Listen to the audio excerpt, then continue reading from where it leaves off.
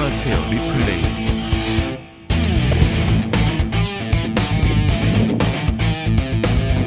이스라엘과 이란이 직접적으로 맞붙었을 때 무슨 일이 일어나는지 이미 봤고, 그 점에서 한 가지가 아주 분명해졌습니다. 긴장이 전략적 수준으로 높아질 때 우위가 먼저 결정되는 곳은 바로 하늘입니다. 그래서 오늘의 질문은 이스라엘이 할 수 있느냐가 아니라, 왜냐하면 능력은 이미 입증했으니까요. 진짜 질문은 이스라엘 공군이 왜 이렇게 강력한지 그 이유입니다. 비록 가장 크지는 않지만 많은 사람들이 이스라엘 공군을 세계에서 가장 잘 준비된 공군 중 하나로 여깁니다. 왜 이 지역의 많은 나라들이 작은 유대 국가의 공군과의 대결을 어떻게든 피하려고 할까요? 현대전에서는 더 크게 소리치는 사람보다 하늘을 지배하는 사람이 주도권을 잡기 때문입니다. 이스라엘은 세계에서 가장 큰 공군을 보유하고 있지는 않지만, 그럼에도 불구하고 이스라엘 공군은 가장 준비되어 있고 효율적인 공군 중 하나로 계속 언급됩니다. 오늘은 편견과 선전 없이 사실만으로 중요한 질문에 답하겠습니다. 이스라엘이 보유한 항공 전력은 무엇이며, 전투기 종류와 대수, 각 기종의 용도, 그리고 이 전력의 한계는 무엇인가요? 상황이 복잡해지면 어떻게 될까요? 이 영상이 끝나면 여러분은 확실히 이해할 수 있을 겁니다. 왜 이스라엘 공군이 실제보다 더 커 보일 수 있는지, 그리고 왜 이 지역에서는 그 차이가 단순한 디테일이 아니라 생존과 직결되는지 설명드리겠습니다. 그럼 본론으로 들어가겠습니다. 보세요. 이스라엘 공군을 이해하려면 정말로 올바른 시각으로 바라봐야 합니다. 공군은 비행기 수가 아니라 하나의 시스템이며 비행기이기도 합니다. 네, 물론입니다. 하지만 공군은 정보, 전자전, 보급, 수송, 헬리콥터, 구조, 훈련, 물류, 교리, 그리고 무엇보다도 경험이기도 합니다. 그리고 이스라엘의 핵심은 바로 이것입니다. 이스라엘은 작은 나라이고 전략적 깊이가 없습니다. 여기서는 실수가 빠르고 매우 비싸게 대가를 치르게 됩니다. 그래서 이스라엘 공군은 부속품이 아니고 군사 퍼레이드를 위한 것도 아닙니다. 매년, 그래서 실제로 이는 이 나라의 생명보험 중 하나입니다. 이제 우리가 확실한 데이터를 이야기할 때 솔직히 말해서 이스라엘은 모든 것을 공개하지 않습니다. 분명히 기밀인 것도 있지만 공개된 수치와 추정치가 있어서 우리가 무엇을 이야기하는지 가늠할 수 있습니다.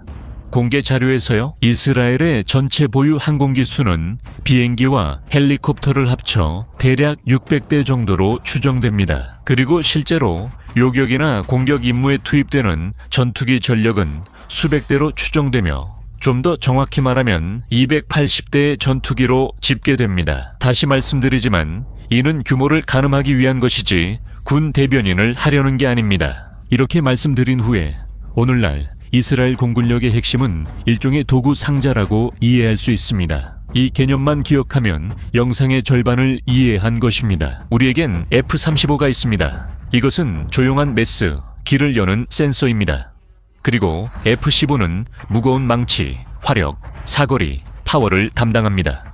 그 다음에는 F-16이 있습니다. 일상적으로 일하는 근로자, 다재다능하고 신속하게 배치할 수 있습니다. 하나씩 자세히 살펴보겠습니다. 이스라엘에는 아디르로 불리는 F-35I가 있습니다. 이는 이스라엘과 세계가 가진 가장 현대적이고 전략적인 플랫폼입니다. 저는 F-35를 간단한 문장으로 설명하는 것을 좋아합니다. 단순한 비행기가 아니라 정보를 싣고 나는 것입니다. F-35는 단순히 보는 것이 아니라 정보를 융합합니다. 센서, 레이더, 적외선, 전자전 등에서 데이터를 받아 모두 합쳐 군 정보부에 명확한 그림을 제공하고 그 후 이를 공유합니다. 사람들은 마법이 보이지 않는 것이라 생각하지만 스텔스 기능이 이를 돕고 있습니다. 물론 진정한 슈퍼파워는 F-35가 비행 중에 오케스트라의 지휘자가 된다는 점입니다. 들어가 관찰하고 표시해 동료들이 더 멀리서 발사할 수 있게 합니다. 이것은 방어가 촘촘한 상황에서 게임의 판도를 바꿉니다. 이제 수치를 예로 들어보겠습니다. 최근 공개된 보고서에 따르면 이스라엘은 이미 F-35를 48대 보유하고 있으며 앞으로 몇 년 안에 75대까지 늘릴 계획입니다. 그게 무슨 뜻일까요? 실제로는 여러 개의 작전 비행대를 유지보수 순환과 함께 운영하고 항상 사용할 수 있는 항공기를 확보한다는 의미입니다. F-35의 가장 큰 과제는 구매가 아니라 항상 준비 상태를 유지하는 것입니다. 여기서 이스라엘 특유의 실제 전쟁 가용성 집착이 드러납니다. 완벽한 전투기 F가 있어도 예비 부품을 기다리며 경납고에 있으면 소용없습니다. 이제 이스라엘 사례에 또 다른 흥미로운 층이 있습니다. 이스라엘은 역사적으로 자체 시스템을 통합하고 송신 소프트웨어를 개조하며 매우 독특한 자신만의 색깔을 입히려고 해왔습니다. 그리고 이제 우리가 살아가고 있는 이 현대 사회에서는 어떨까요? 인공지능은 이제 이스라엘이라는 나라뿐만 아니라 그 전체 군사 구조에 집중적으로 적용되는 필수적인 요소가 되었습니다. 그리고 그들은 다른 어떤 공군보다도 모든 항공기와 공군 전체에 인공지능을 탑재하여 그 힘을 훨씬 더 크게 끌어올리고 있습니다. 즉, 그 비행기는 미국산일 수 있습니다. 하지만 이스라엘은 작전상의 두뇌가 자국의 필요에 최대한 맞춰지도록 이스라엘 자체 기술을 통합하려고 합니다. 그리고 그건 중동에서 귀합니다. 평온한 임무와는 다르기 때문이죠. 적의 모든 시스템, 모든 레이더, 모든 방공포대가 실제 변수로 작용하는 지역에서 비행하는 것이죠. 이제 F-35가 정밀한 메스라면 이스라엘은 망치도 필요합니다. 바로 여기서 F-15가 등장하죠. 많은 사람들에게 F-15라는 이름은 오래되고 구식처럼 들릴 수 있지만 조심해야 합니다.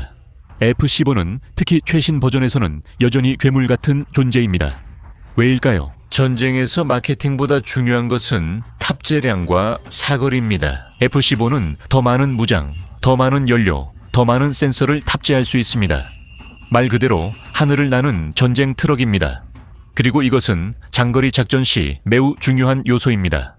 공개된 보고서에 따르면 25대의 첨단 F-15EI 도입 계약이 발표됐으며 추가 25대 도입 옵션도 포함됐습니다. 그리고 인도는 2031 연경부터 연간 내 6대씩 순차적으로 이루어질 것으로 언급되었습니다. 이것은 단순한 이유 때문에 중요합니다.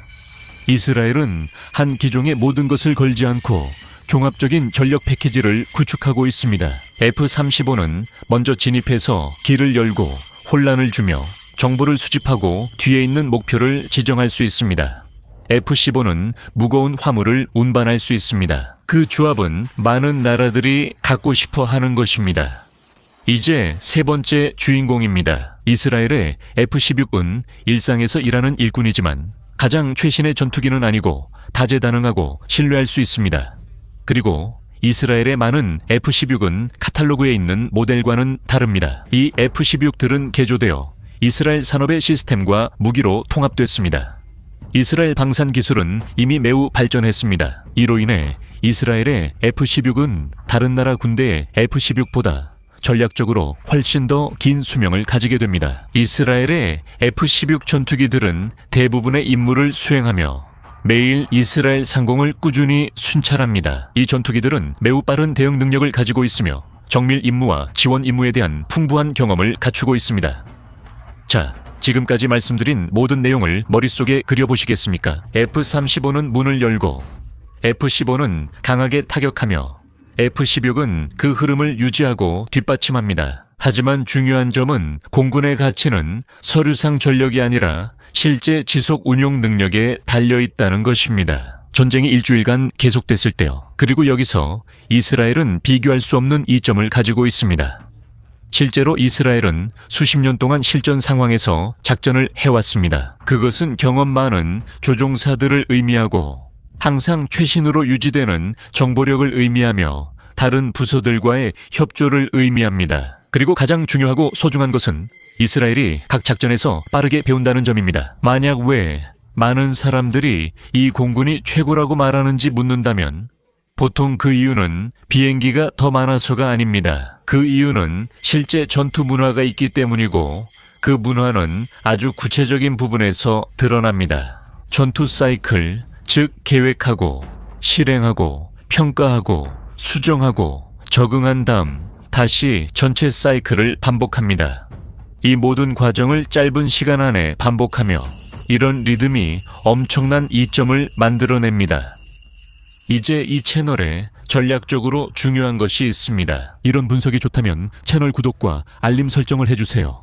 그래야 새 영상 업로드 시 바로 알 수 있습니다. 좋습니다. 이제 전쟁의 승패를 좌우할 수 있는 핵심 요소, 즉 항공 물류, 특히 공중 급유에 대해 이야기해 보겠습니다. 장거리 작전을 위해서는 세계 최고의 전투기를 가지고 있어도 공중에서 연료를 보급받지 못하면 아무 소용이 없습니다. 이스라엘은 역사적으로 개조된 보잉 707을 기반으로 한 공중 급유기를 운용해 왔습니다. 이 급유기들은 수년간 임무를 수행해 왔고 역할을 해냈지만 이제는 노후화되었습니다. 이스라엘은 최신 급유기 도입과 KC-46 함대 구축 계획으로 능력 현대화를 추진 중입니다. 왜 이것이 그렇게 중요한 걸까요?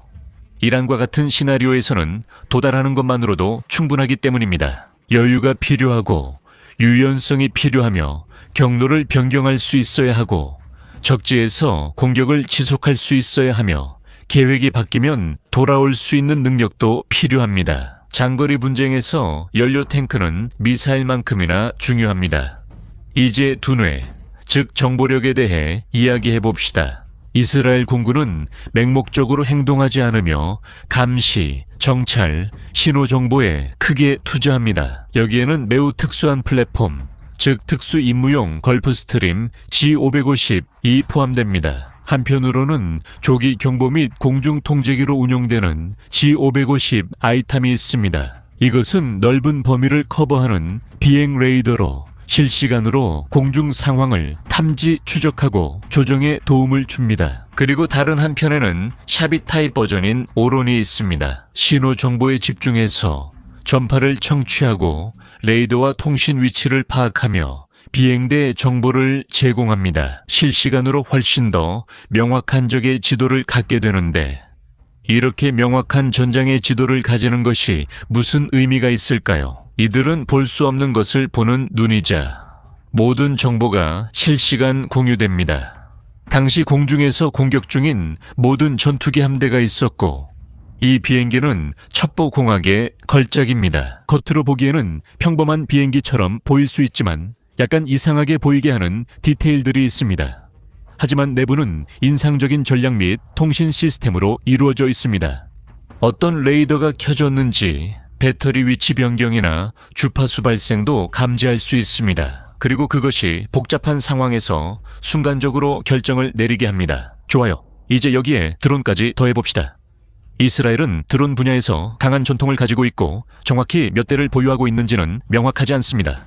왜냐하면 정확한 수치는 공개되지 않기 때문입니다. 하지만 공개된 자료에 따르면 이스라엘은 여러 드론 부대를 운용하고 있으며 거의 항상 드론을 공중에 띄워 24시간 7일 내내 작전을 유지하고 있다는 점은 분명합니다. 이제 이 내용을 확실히 이해하기 위해 어떤 드론들이 있는지 그리고 그것들이 어떤 용도로 사용되는지에 대해 이야기해봅시다. 헤르멧 450이 있습니다.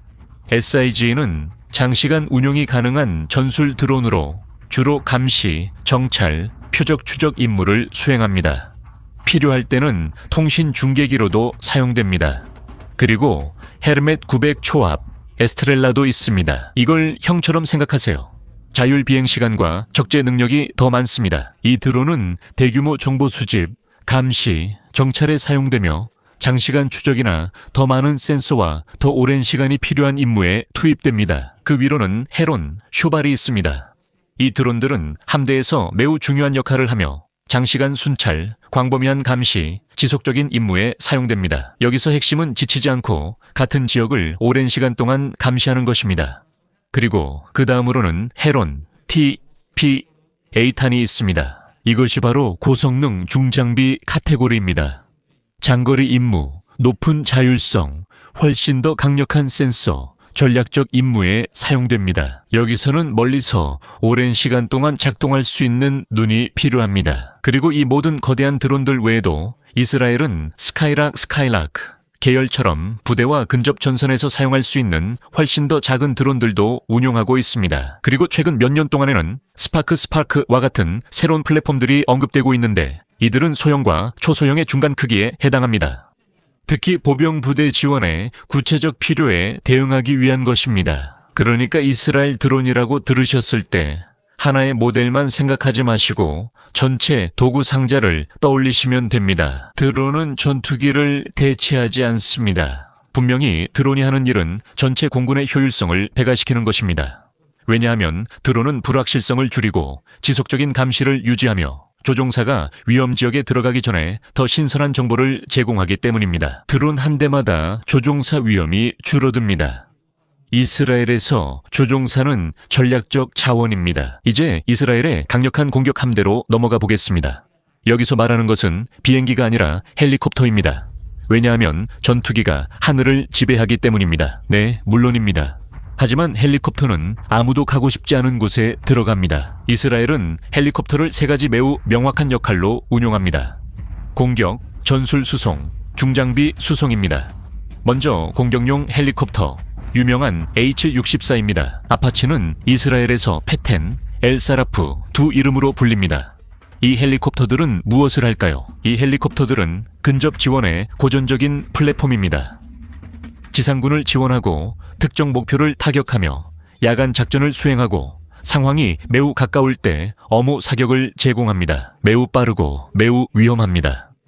이 헬리콥터의 장점은 단지 기관포, 미사일, 그리고 엄청난 화력뿐만이 아닙니다. 센서의 조합, 야간 작전 능력, 그리고 나머지 부대가 이동하는 동안 한 지점을 지속적으로 압박할 수 있다는 점이 장점입니다. 이스라엘의 아파치 헬리콥터는 전시용이 아니라 여러 전선에서 수년간 실제 임무를 수행해왔으며 이런 경험이 혼란스러울 때 큰 힘이 됩니다. 지난 2년간 여러 전선에서 지속된 전쟁 동안 아파치 헬리콥터는 단 한 번도 쉴 틈이 없었습니다. 이것은 매우 숙련된 조종사 집단을 의미하며 이들은 어떤 현대 공군에서도 탐내는 인재들입니다. 그리고 전술 수송 헬리콥터인 유틸리티 헬리콥터 60, 즉 유명한 블랙호크가 있습니다.